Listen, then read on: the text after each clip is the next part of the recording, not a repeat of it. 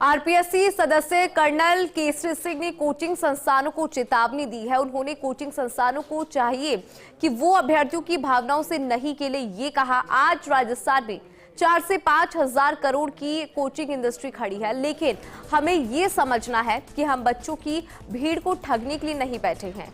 First India से खास बातचीत में कहा कि आरपीएससी अब यूपीएससी की तर्ज पर काम कर रही है।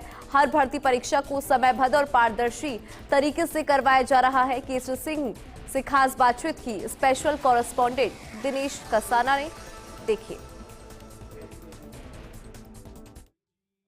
आरपीएससी की ओर से कल ही आरएस प्री का एग्जाम हुआ है। इस एग्जाम को लेकर छात्रों की भी अलग अलग व्यूज आ रहे हैं। इसके अलावा हाल ही में जिस तरह से आरपीएससी में नवाचार हुए हैं, उन नवाचार को भी चर्चा हो रही है। लगातार छात्रों की एग्जाम्स में अनुपस्थिति भी एक बड़ा सवाल उठा रही है कि ये लगातार अनुपस्थिति क्यों बढ़ रही है। आरपीएससी के बेहद चर्चित सदस्य हैं केसरी सिंह जी, वो आज जयपुर आए हैं और उनसे बात भी करते हैं किस तरह से आरपीएससी नवाचार कर रही है।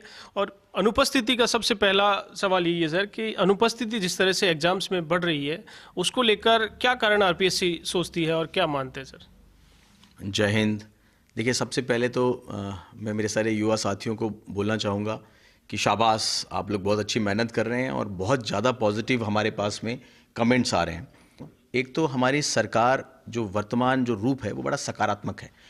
इसके कारण हर आदमी, क्योंकि हम अब जो फीस नहीं लेते हैं तो इसके कारण हर कोई इसमें अप्लाई कर लेता है। दूसरा, चाहे उसकी तैयारी है या तैयारी नहीं है। दूसरा क्या है कि बाहर के स्टेट वालों की भी इस बार एप्लीकेशंस काफ़ी आई थी, मगर जिस हिसाब से एग्ज़ाम्स के स्तर बढ़ते जा रहे हैं, साक्षात्कार के स्तर बढ़ते जा रहे हैं, तो फिर बहुत सारे लोग जो होते हैं वो जानबूझ के एब्सेंट हो जाते हैं कि उन्हें पता लगता है कि अप्लाई तो कर दिया है पर शायद हम कोप अप नहीं कर पाएंगे। अब अगर हम कल के आरएस के प्री के पेपर की बात करें और जो आज हमारे पास काफ़ी सारे रिव्यूज़ आ रहे हैं बच्चों के, तो काफ़ी सारा पैटर्न में चेंज किया गया है। एक ऐसा पैटर्न बनाने की कोशिश की जा रही है जिसमें सारे पोर्शंस को प्रपोर्शन में रखा जाए, डिसप्रपोर्शनेट नहीं हो। प्लस जो नई चीज़ है जिसमें हम एआई कहते हैं, साइंस कहते हैं, उसको भी इम्पोर्टेंस दी गई है। यहाँ मैं सबसे बड़ा जो धन्यवाद देना चाहूँगा या मैं बोलना चाहूँगा, वो मैं 2 व्यक्तियों को बोलना चाहूँगा सर। एक तो हमारे सुपर कैप्टन मतलब हमारे चीफ मिनिस्टर साहब, क्योंकि उन्होंने आने के बाद में आरपीएससी को एक फ्री हैंड दिया है कि भाई आप ढंग से काम करो, मगर काम वो करो जो युवाओं के पक्ष में हो, ना कि किसी कोचिंग इंस्टीट्यूट या किसी पर्टिकुलर चीज़ के पक्ष में हो। तो इससे बड़ा बल मिला। दूसरा, हमारे जो भी ऑफिशिएटिंग चेयरमैन साहब हैं, वो लगातार अभी भी अपन जब यहाँ बात कर रहे हैं तो इस समय भी वो या तो कहीं डीपीसी कर रहे होंगे, यहाँ कहीं बैठे होंगे, एक एक पुराने चीज़ें निकाल रहे होंगे, रूल्स के हिसाब से जा रहे होंगे। तो हम तो सिर्फ टीम के सदस्य हैं, बट हमें जब विश्वास है कि हमारा सुपर कैप्टन बहुत कॉन्फिडेंट है, हमारा कैप्टन बहुत कॉन्फिडेंट है, तो वो टीम अपने आप उसी हिसाब से परफॉर्म कर रही है। ठीक सर, आपने कहा कोचिंग सेंटर्स का एक नेक्सस खड़ा हो गया है। 2000-5000 करोड़ का जो एनुअल है वो लगातार एग्जाम्स में भी देरी का भी एक बड़ा कारण मानते हैं। तो कैसे इन पर लगाम लगाई जाए और सरकार को क्या कदम उठाने चाहिए? वो तो ऑब्वियसली उनके अपने राइट्स हैं, लोकतांत्रिक राइट्स हैं, अपने कोचिंग सेंटर्स चला सकते हैं। कोचिंग सेंटर्स को अपने स्टैंडर्ड्स बढ़ाने पड़ेंगे सर। कोचिंग सेंटर्स को ये समझ में आना चाहिए कि हम बच्चों की भीड़ को ठगने के लिए नहीं बैठे हैं, और हमारे यहाँ जो सिलेबस है उस सिलेबस के प्रति सिंसियरिटी होएगी।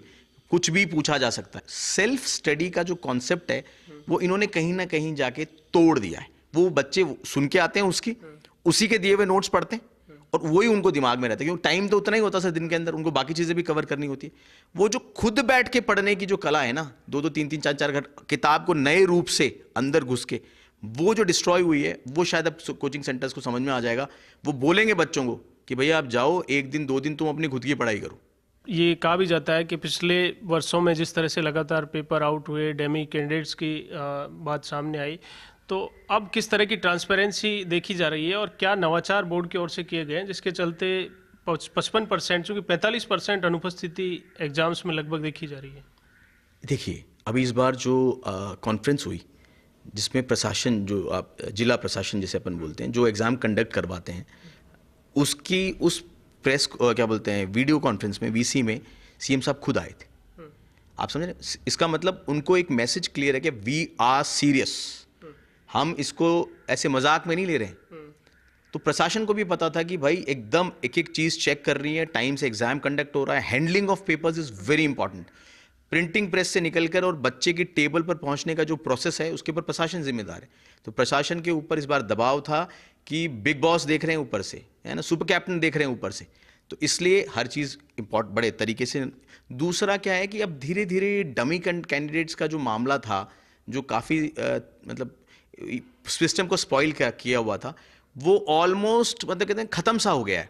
सिंगल कमेंट सर, एसआई भर्ती परीक्षा को लेकर कि क्या होना चाहिए? आप अगली एसआई की परीक्षा देखना, मज़ा आ जाएगा आपको, मज़ा आ जाएगा आपको इस बार के सिलेक्शंस में, और एसआई के जो क्वालिटी मिलेगी आपको, ये विश्वास दिला सकता हूँ मैं आपको। थैंक यू, शुक्रिया। तो आरपीएससी के बेहद चर्चित सदस्य केसरी सिंह, जिन्होंने बताया कि किस तरह से आरपीएससी लगातार नवाचार कर रही है, और इनका कहना है कि आरपीएससी आने वाले वर्षों में पूरे यूपीएससी के पैटर्न पर ही एग्ज़ाम कंडक्ट करवा रही है। प्रयास यही है कि यूपीएससी की तरह ही तमाम एग्ज़ाम्स के समयबद्ध तरीके से एग्ज़ाम्स भी हो, इंटरव्यूज़ हो, और छात्रों को नियुक्ति तक की प्रक्रिया है वो भी समयबद्ध तरीके से हो। कैमरा पर्सन यश माथुर के साथ Dinesh Kasana, first India news, Jaipur.